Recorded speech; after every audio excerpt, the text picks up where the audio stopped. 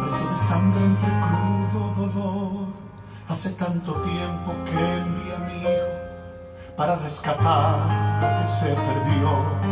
Hace tanto tiempo que estoy deseando esa humilde entrega de un adorador que solo se postra ante mi presencia y no a las ofertas de una posición. Hace tanto tiempo que estoy deseando que muestre mi imagen, que es la del amor, que no se confunde entre tanta gente, que sea distinta solo como yo, que no se divida como suele a veces, entrando en contiendas y en discusión, buscando alcanzarse el más grande que el otro. Si en el universo el grande soy yo quiero una iglesia que me dé la gloria y procure la unión.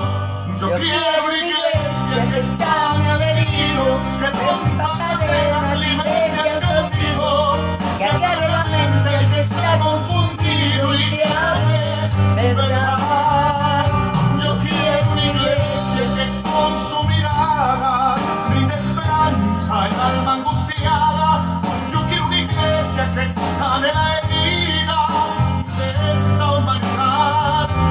Yo quiero un rebaño donde mis ovejas se sientan seguras y llenas de paz, donde mi palabra sea su alimento. Allí quiero morar.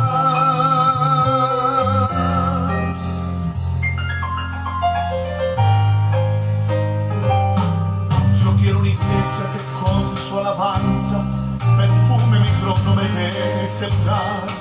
Una iglesia que sepa hacer diferencia entre el bien y el mal. ¿Dónde está la iglesia que fue perdonada y que fue librada del castigo atroz? Aquella que al ver si alguno ha caído le tiende la mano y perdona su error.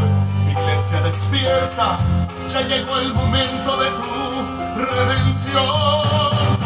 Yo quiero una iglesia que sane al herido, que rompa cadenas, liberte al cautivo, que aclare la mente al que está confundido y que hable verdad. Yo quiero una iglesia que con su mirada brinde esperanza al alma angustiada. Yo quiero una iglesia que sane la herida de esta humanidad. Yo quiero un rebaño donde mis ovejas se sientan seguras y llenas de paz, donde mi palabra sea su alimento. Allí quiero morar.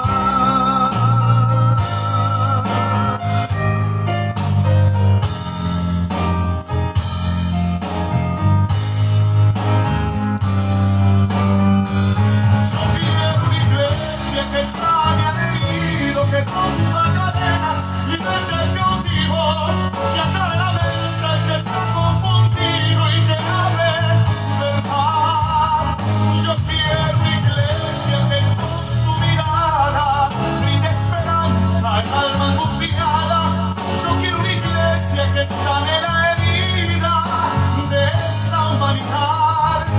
Yo quiero un rebaño donde mis ovejas se sientan seguras y llenas de paz, donde mi palabra sea su alimento. Allí quiero morar.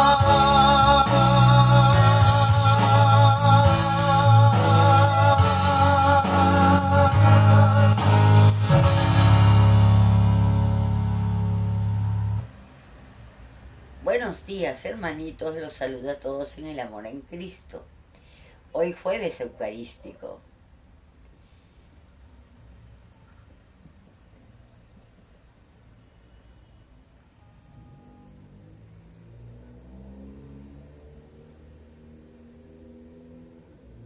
Siempre las canciones que vamos poniendo como una ambientación a la escucha del Evangelio tienen que ver con el Evangelio. Por eso está esa figura de Pedro con Jesús. Escuchemos el Evangelio de hoy. Sobre todo yo creo que cuando estabas en la época de estudiante, que creías saber la respuesta, que estabas seguro que esa era la respuesta y nada, que era totalmente algo diferente. A veces has pensado que le quieres hacer una broma a alguien y dices, acabo que yo sé que le va a gustar o va a reaccionar de tal manera y te da la sorpresa que no, reacciona totalmente diferente. ¿Cómo recuerdo yo a aquellos viejitos que se estaban quejando uno del otro y la señora dice, pues padre, me dio una desconocida, yo no lo conocía a él con esas mañas, me decía la viejita, y ya tenían toda una vida juntos. Pero así es el ser humano. El ser humano es totalmente impredecible. Podrás adivinar cómo funcionan los elementos químicos en alguna reacción. Incluso podrás adivinar, si eres muy bueno para leer el comportamiento de los animales, el poder adivinar cómo van a reaccionar por su instinto. Ay, pero cuando se trata con el ser humano, ahí sí entramos en un misterio. Si a veces nosotros no nos entendemos y nosotros no alcanzamos a comprendernos a nosotros mismos, pensar en el hermano es todo un misterio. Por eso cuando nos acerquemos a los hermanos, deberíamos de acercarnos con mucho cuidado, como si estuviéramos entrando a Tierra Santa, ¿verdad? Con admiración y respeto. Ahora, ¿y qué tal si en lugar de estar pensando en el hermano, pensamos en Jesús? ¿No deberíamos de entrar en una relación con Jesús con mayor admiración? Si es difícil poder describir quiénes somos nosotros, más difícil es poder describir quién es mi hermano, y mucho más difícil es poder describir quién es Jesús. Y en el Evangelio el día de hoy hay una historia en donde parece que Jesús quiere que le digan quién es Él. Y ahí Pedro juega una figura muy importante. Vamos a escuchar el Evangelio. Y dice así.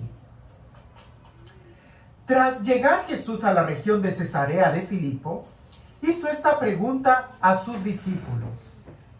¿Quién dicen los hombres que es el Hijo del Hombre? Ellos respondieron, unos que Juan el Bautista, otros que Elías, otros que Jeremías o uno de los profetas. Él les preguntó, pero vosotros, ¿quién decís que soy yo? Simón Pedro contestó, tú eres el Cristo, el Hijo de Dios vivo. A esto replicó Jesús, bienaventurado eres, Simón, hijo de Jonás, porque no te lo ha revelado esto la carne ni la sangre, sino mi Padre que está en los cielos. Y yo a mi vez te digo que tú eres Pedro, y que sobre esta piedra edificaré mi iglesia, y las puertas del Hades no prevalecerán contra ella. A ti te daré las llaves del reino de los cielos. Lo que ates en la tierra quedará atado en los cielos, y lo que desates en la tierra quedará desatado en los cielos. Primero nosotros tendríamos que entender quién es Jesús y la importancia de lo que Pedro dice, para entonces poder entender la encomienda que Jesús le da a Pedro, y no a todos sus discípulos, sino a Pedro, porque hasta se dirige a él. Y tú, Simón, tú desde ahora te llamarás Pedro. Pero volvamos a quién es Jesús. Ante la pregunta, ¿quién dicen los demás? Esa pregunta no te compromete. Los demás dicen esto y aquello. Ante la pregunta, ¿y tú qué dices? Ahí es donde te comprometes. Porque decir ya no es repetir lo que los demás han dicho, sino implica el ¿por qué lo dices? Nosotros muchas veces, incluso el día de hoy, creo que se nos enseña mucho a repetir. A veces en cuestiones de fe repetimos mucho. El catecismo de Ripalda era muy famoso porque a base de repetición se memorizaban las cosas. Y no me malinterpretes, hay que memorizar y hay que repetir muchas cosas. Pero cuando se trata de dar una respuesta personal, no se vale repetir la frase de alguien. Eso que ya memorizamos, en cierta manera lo tenemos que hacer propio, o tendríamos nosotros que vivirlo. la gente decía muchas cosas de Jesús. Muchas de las cosas que la gente decía de Jesús eran verdad, otras eran mentira, otras eran totalmente exageraciones falsas, mediocres, fuera de la realidad. El día de hoy todavía hay muchos que dicen muchas cosas de Jesús. Algunas de esas cosas son verdad, otras son mentiras, son ciencia ficción, son exageraciones, no es verdad. Pero ¿qué dices tú? ¿Qué es lo que nosotros decimos? Para que Pedro haya dicho, tú eres el Cristo, y que seguramente muchos de nosotros vamos a repetir, pues Jesús es el Cristo, el ungido, el Mesías, o Jesús es Dios mismo, es la segunda persona de la Santísima Trinidad, y diríamos muchas cosas, pero para nosotros, en nuestra vida, o mejor aún, ¿cómo se te ha revelado a ti Dios? A lo mejor sí, en una gran sintonía con lo que ya hemos memorizado, pero eso implica una experiencia personal, una experiencia que no parte de un esfuerzo humano, sino de una revelación. Y para que Pedro haya podido haber tenido esa experiencia de revelación, quiere decir que se acercó a Jesús para primero tener una relación. Porque la revelación viene de una relación, y la relación viene de un trato de amistad. El conocimiento que nosotros pudiéramos tener de alguien por la sangre, por el esfuerzo humano, pudiéramos decir, por la carne y la sangre, es el esfuerzo humano que tú haces por conocer a alguien. Lees la biografía, el esfuerzo que haces por examinar la sangre, la estatura, es el esfuerzo que tú haces. Pero cuando se trata de la revelación, es porque la otra persona te ha revelado lo que hay en su corazón. Esto te va a sorprender. Dios quiere revelarse Él mismo a ti. Dios quiere que tú lo conozcas. Desde el Génesis hasta el Apocalipsis, vemos a Dios que sale a nuestro encuentro. Y si tú eres capaz de abrir tu corazón a Él, si tú eres capaz de entablar esa relación con Él y disponerte a esa revelación, es ahí donde tú vas a ser parte, serás bienaventurado como Pedro. Será cuando tú puedas entender, no solamente entender, experimentar todo lo que muchas veces hemos repetido. Qué diferente es saber que el agua es hidrógeno y oxígeno. 2 moléculas de hidrógeno, una de oxígeno. Pues eso lo sabemos. Pero qué diferente es cuando la bebes. Qué diferente es cuando nadas. Qué diferente es el agua cuando te estás bañando que cuando la estudias en un libro de química. El libro de química no dice mentira.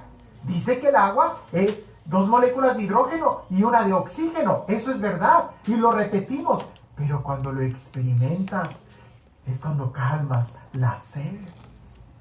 Nosotros podremos decir el dogma, podremos repetir el credo, podremos repetir absolutamente todo lo que se nos ha enseñado en el catecismo, pero qué diferente es cuando lo bebes, cuando lo experimentas. Pedro lo experimentó. Y cuando tú estás en esa sintonía, unido a Jesús, en esa revelación es cuando no va a haber ningún infierno que se levante contra ti.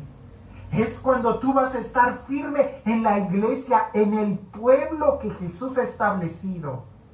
Y esa experiencia que tú tienes muy personal de Dios, siempre te va a llevar a una iglesia, a un pueblo, a una comunidad. ¿Y cuál es esa comunidad? En la figura de Pedro. Es decir, en aquellos que también están siguiendo a Jesús. En el momento en donde tú te separas de la iglesia, cuestiona si la experiencia que tú estás teniendo es genuina o no. Porque no se trata aquí de que sea lo que yo creo. No, es que sea Él, el que me está atrayendo, el que me está llamando. Pedro, más adelante vamos a ver que cometió muchos errores, pero eso no le quitó el ser la figura de la unidad de los apóstoles, no solamente en el Evangelio, sino en Hechos de los Apóstoles, y podemos continuar a lo largo de la historia. tener una experiencia personal de revelación de Dios, siempre nos va a acercar a Él como nos va a acercar a su iglesia. Cuando tú tienes esa experiencia, entonces no va a haber nada en contra de ti. ¿Por qué? Porque estás unido al pueblo de Dios en Dios mismo. Y este Dios, el Dios del amor, el Dios de la vida, el Dios que se nos revela, el Dios que quiere salir a nuestro encuentro, el Dios que nos ama y que quiere que nosotros lo conozcamos y lo contemplemos cara a cara, que sea Él quien el día de hoy te bendiga en el nombre del Padre, del Hijo y del Espíritu Santo.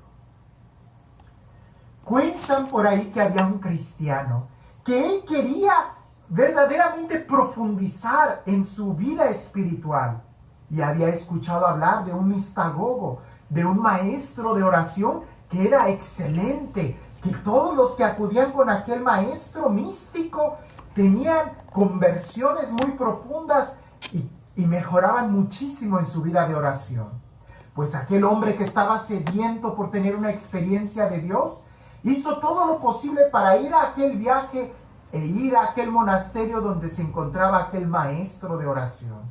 Durante la travesía, el diablo trataba de impedírselo y le ponía muchas tentaciones. Pero como aquel hombre era muy espiritual, podía identificar la presencia del diablo a través de las seducciones del dinero, del poder, de la fama, de los placeres, y a todas las rechazaba hasta que entró al monasterio. Cuando entra al monasterio y descubre a aquel maestro de oración, lo primero que vio fue un hombre que estaba sentado en un sofá de terciopelo, muy cómodo. Y le sorprendió más que los discípulos todos lo escuchaban embelecidos, sin objetar nada. Y le sorprendió más que aquel maestro de oración ni siquiera haya tenido gran cortesía para introducirlo, para presentarlo a los demás. Ni siquiera él le mostró la habitación del huésped, sino que mandó a otro de los novicios que lo recibiera.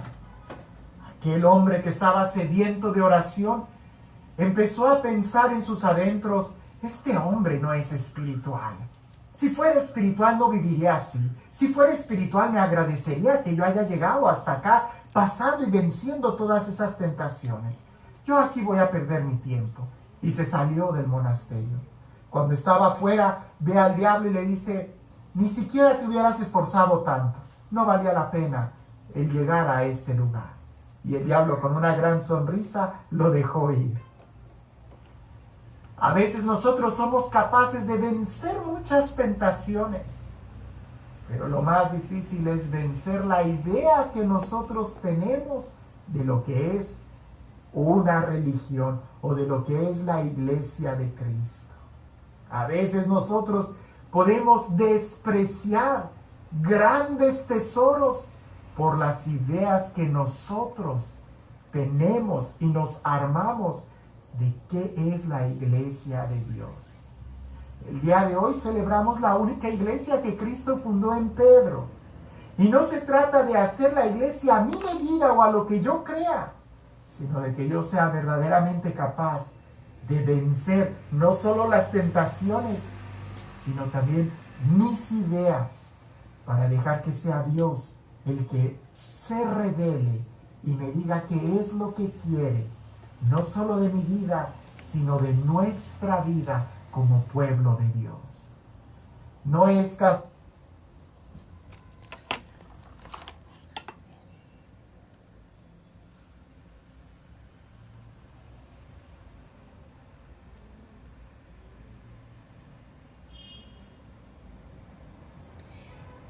Hermanito, le deseo a todos que pasen un bendecido día en el Señor.